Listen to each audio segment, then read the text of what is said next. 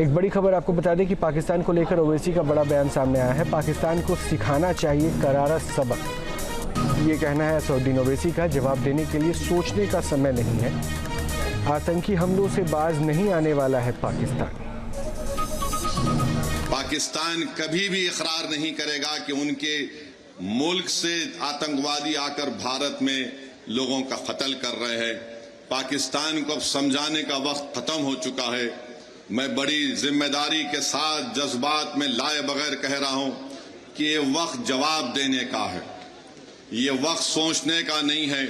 वरना याद रखिए, हर 6 महीने हर 2 महीने के बाद ये आती हैं, या तो हमारी फौज या हमारी सीआरपीएफ के जवानों को या फिर मासूम कश्मीरियों को निशाना बनाती हैं।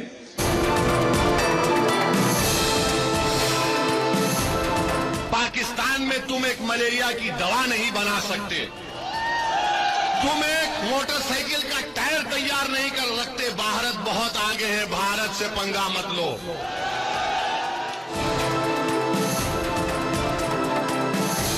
अल्लाह का शुक्र है कि हमारे बुजुर्ग नहीं गए वहां पर, वरना इन पागलों को हमको देखना पड़ता। जो लोग गए उनको बर्दाश्त कर रहे हैं।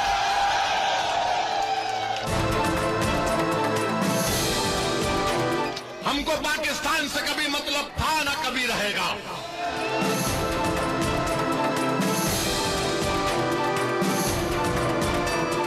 अरे ये तुमको शर्म नहीं है कि तुम्हारे मुल्क को चीन के पास गिरवी करती हो और तुम इस्लाम की बात करते हो?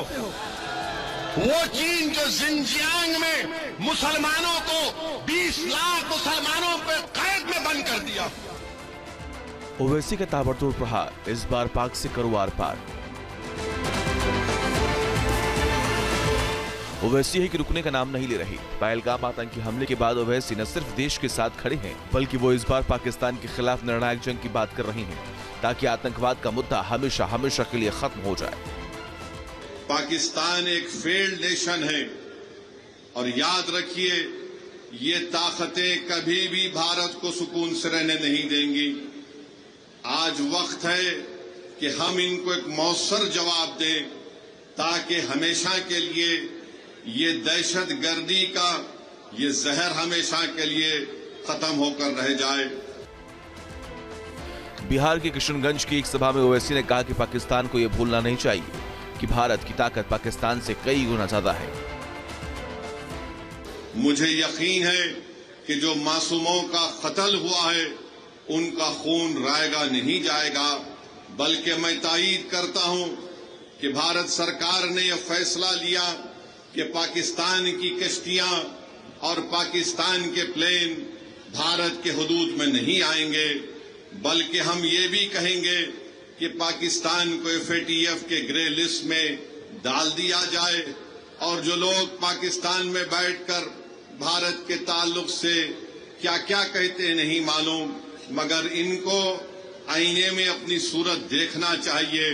तुम कौन सा मिसाइल टेस्ट करते टेस्ट कर लो, याद रखो, मगर भारत तुम्हारे से ताकतवर है और हमेशा रहेगा इंशाअल्लाह ताला।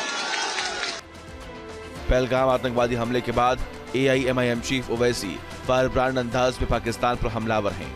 वो हार्डकोर राष्ट्रवादी नेता की तरह दहशतगर्दों को ललकार रही हैं। बल्कि मैं तो ये देख रहा हूं कि पहलगाम का ये वाकया भारत के हर गरीब को, हर दौलतमंद को, हर पढ़े लिखे को, हर किसान को झिझोड़ के रख दिया है। अब हम उम्मीद करते हैं कि हमारी हुकूमत एक मौसर इक़दाम उन पर करेगी, जैसा कि माजी में सर्जिकल स्ट्राइक और बालाकोट भी हुआ था। सिर्फ पाकिस्तान ही नहीं, ओवैसी ने बांग्लादेश की यूनुस सरकार को भी निशाने पर लिया और कहा कि वहां के नेताओं को ये नहीं भूलना चाहिए कि बांग्लादेश को आजादी भारत की वजह से मिली है। बांग्लादेश में भी कोई एक साहब अनाप शनाप बक रहे हैं कि नॉर्थ ईस्ट में ऐसा कर देंगे। मैं उनसे भी कहूंगा कि भाई साहब, जो मुल्क आपको मिला है वो हमारी वजह से मिला है, अपने मुल्क में आराम से रहो। याद रखो, जब भारत पर अगर कोई उंगली उठाता है तो हम अपने तमाम इख्तलाफात को भूलकर एक शीशा पिघली हुई दीवार की तरह खड़े हो जाते हैं। पहलगाम हमले के बाद ओवैसी पाकिस्तान के खिलाफ आग उगल रही हैं। ओवैसी तो यहाँ तक कह रहे हैं कि इस बार पाकिस्तान को घर में घुसकर मारना नहीं, बल्कि घर में घुसकर बैठ जाना। पहलगाम आतंकी हमला कर पाकिस्तान में बैठे आतंकी आकाओं ने हिंदुस्तान के सांप्रदायिक माहौल को बिगाड़ने की साजिश रची थी, लेकिन हुआ ठीक इसका उल्टा। इस हमले के खिलाफ देश न सिर्फ एकजुट रहा, बल्कि राष्ट्रवादी ओवैसी जैसे नेताओं की आवाज ने पाकिस्तान के मंसूबे पर पानी फेर दिया। Team news nation.